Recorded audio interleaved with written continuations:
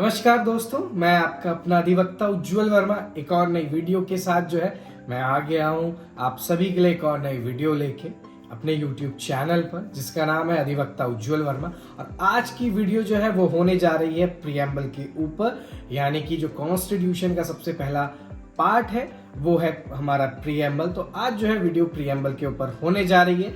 तो चलिए बिना किसी विलंब के साथ करते हैं अब अपनी वीडियो को। आज मैं आपको बताने जा रहा हूँ प्रीएम्बल के बारे में, जो कि हमारे इंडियन कॉन्स्टिट्यूशन का सबसे पहला पार्ट है, जो कि लिया गया है एक लैटिन वर्ड प्रीएम्बलस। इंट्रोडक्शन जो होता है प्रीएम्बल का, वो किसी भी एक्ट और उसके लेजिस्लेचर के इंट्रोडक्टरी स्टेटमेंट के बारे में बताता है, जो कि उसके एक्ट का मेन पर्पस होता है। यानी कि जो भी एक्ट होता है या लेजिस्लेचर होता है, अगर कोई भी उसका प्रीएम्बल पढ़ेगा तो उसको उस एक्ट का मेन पर्पस, फिलॉसफी, उसके मेन आइडियाज और एस्पिरेशंस और उसके मेन प्रिंसिपल्स और उस एक्ट के मेन ऑब्जेक्टिव्स के बारे में पता चल जाता है।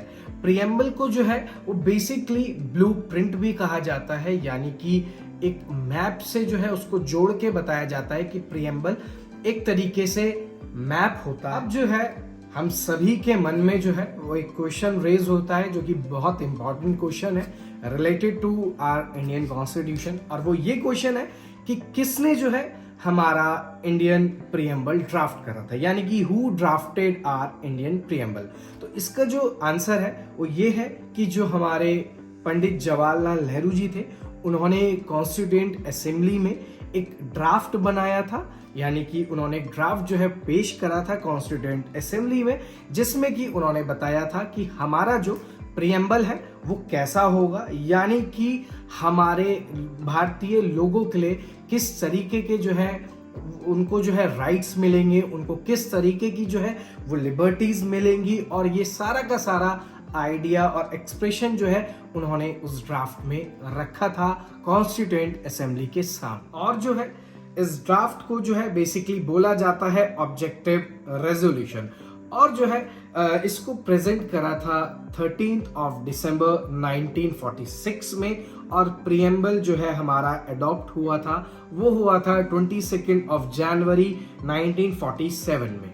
प्रीएम्बल जब से बना है तब से एक ही बार वो हमारा इंडियन कॉन्स्टिट्यूशन का जो प्रीएम्बल है वो अमेंड हुआ है, और वो उसका जो नंबर है वो है 42nd ऑफ अमेंडमेंट। जब 42nd अमेंडमेंट हुआ था, वही अभी तक का, जब हमें आज़ादी को 75 ईयर्स हो चुके हैं, तो अभी तक हमारा एक ही बार वो प्रीएम्बल में अमेंडमेंट हुआ है। इसमें क्या हुआ था, जब ये 42nd अमेंडमेंट आया तो इसमें 3 नए वर्ड्स वो जोड़े गए हमारे प्रीएम्बल में। और वो 3 नए वर्ड्स और इंपॉर्टेंट वर्ड्स क्या थे वो मैं आपको बताता हूं। वो थे सोशलिस्ट, सेक्युलर एंड इंटीग्रिटी। तो यानी कि ये जो 3 वर्ड्स थे, ये बेसिकली सोशलिस्ट, सेक्युलर और इंटीग्रिटी वो हमारे इंडियन कॉन्स्टिट्यूशन प्लस हमारे प्रीएम्बल का वो बहुत ही ज्यादा उन्होंने हमारे प्रीएम्बल को सोर्स प्रोवाइड करवाई थी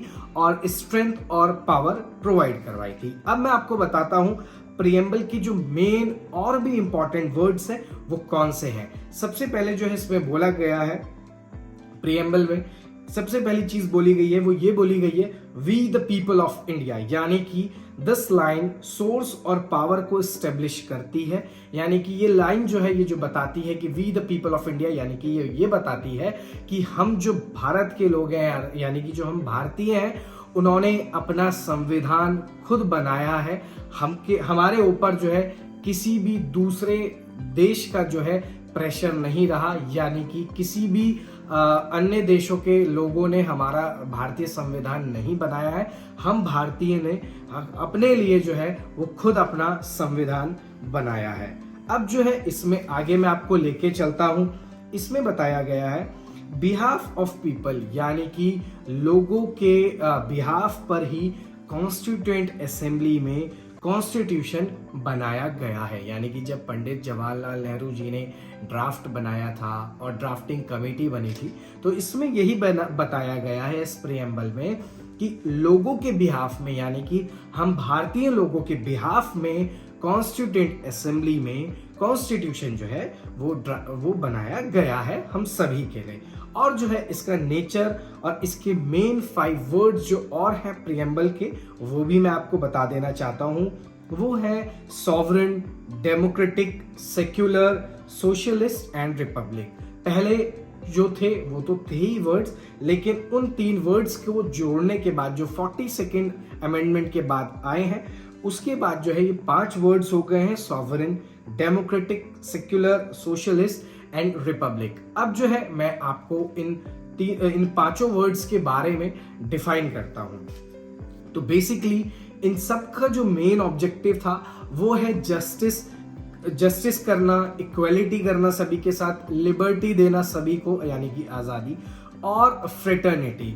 और जो है इसकी जो मेन डेट थी जो अडॉप्ट हुआ था वो हुआ था 26 ऑफ नवंबर 1949 के ईयर में जो है ये अडॉप्ट हुआ था। अब जो है मैं आपको मेन वर्ड्स जो है वो बताता हूं, यानी कि जो मैंने अभी आपको 5 वर्ड्स बताए, यानी कि सॉवरेन, डेमोक्रेटिक, सेक्युलर, सोशलिस्ट और रिपब्लिक को जो है मैं आप सभी को जो है एक एक करके एक्सप्लेन करके दिखाता हूं।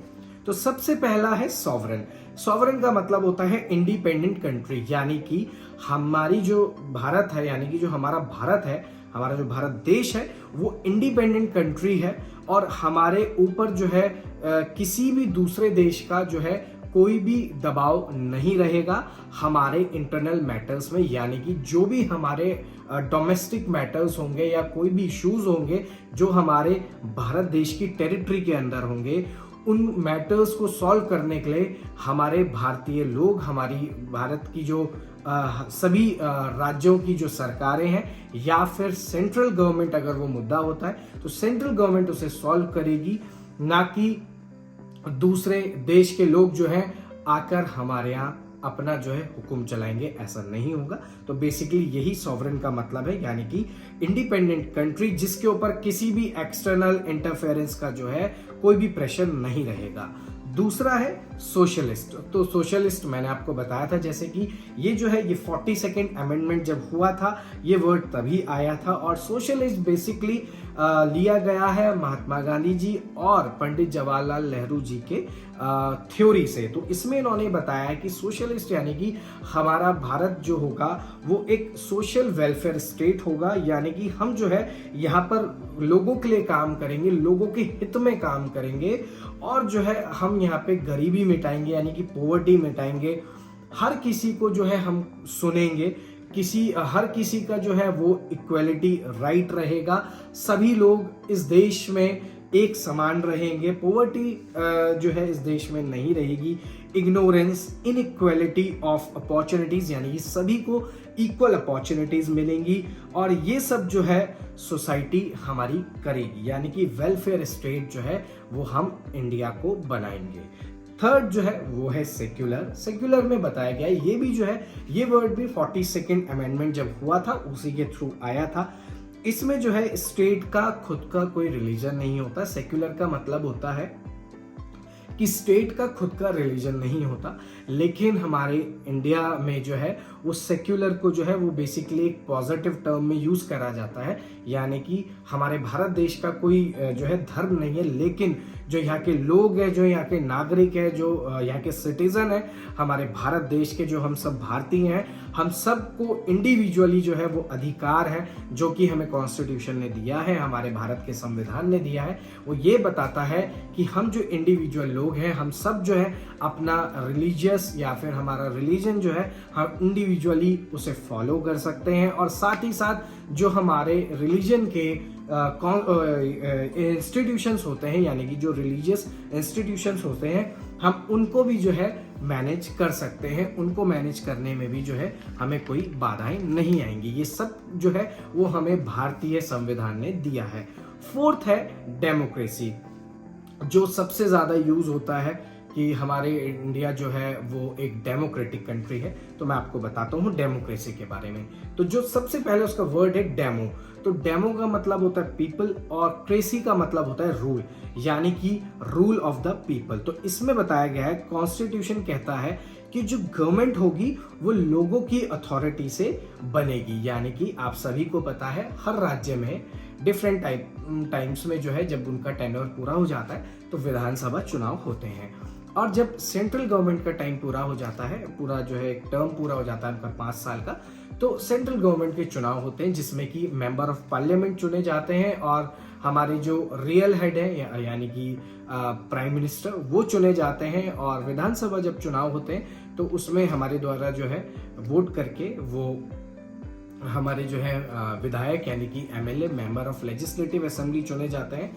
और इसमें जो है स्टेट के जो हेड होते हैं यानी कि राज्य के हेड वो चीफ मिनिस्टर होते हैं, और हमारे देश के हेड जो रियल होते हैं, रियल हेड जो है वो प्राइम मिनिस्टर और प्रेसिडेंट होते हैं, और ये जो दोनों ही इलेक्टेड होते हैं। तो मैं आपको बताता हूँ डायरेक्ट और इनडायरेक्ट डेमोक्रेसी होती है इंडिया में जो है वो इनडायरेक्ट डेमोक्रेसी यानी कि रिप्रेजेंटेटिव फॉर्म ऑफ डेमोक्रेसी। जैसे कि मैंने आपको बताया कि हमारे यहाँ हम लोग जो है 18 साल के बाद जब हमारी उम्र हो जाती है हम भारतीयों की, तो हम जो है वो वोट कर सकते हैं अपनी इच्छा अनुसार। हम किसे देना चाहते हैं वोट तो हमको जो है राइट टू वोट मिल जाता है और हम जो है अपनी सरकार खुद चुन सकते हैं।